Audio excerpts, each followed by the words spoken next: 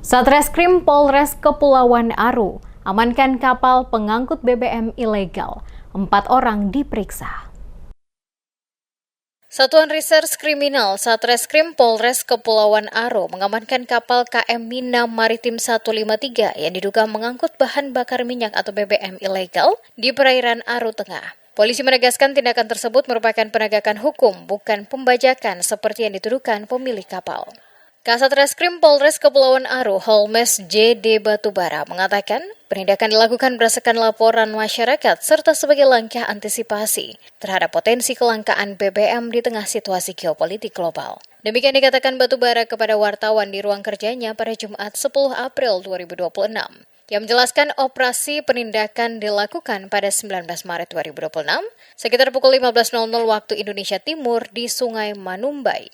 Dalam operasi tersebut, polisi menemukan sekitar 4.600 liter biosolar yang disimpan di palka belakang kapal. Barang bukti yang diamankan meliputi 1 unit kapal, alat ukur flowmeter, serta ribuan liter biosolar. Polisi bersama Dinas Perindustrian dan Perdagangan atau Disperindak Kepulauan Aru juga telah melakukan pengukuran ulang volume BBM tersebut. Penindakan bermula dari informasi terkait dugaan praktik ilegal oil di wilayah Laut Arafura, tepatnya di sekitar Laut Jedan, Kecamatan Aru Utara. Tim kemudian melakukan penelusuran hingga menemukan kapal tersebut berada di Sungai Manumbai, Desa Namara, Kecamatan Aru Tengah. Saat ini kapal berukuran 30 gross ton atau GT itu telah dipasangi garis polisi dan bersandar di Pelabuhan Yosudarso Dobo.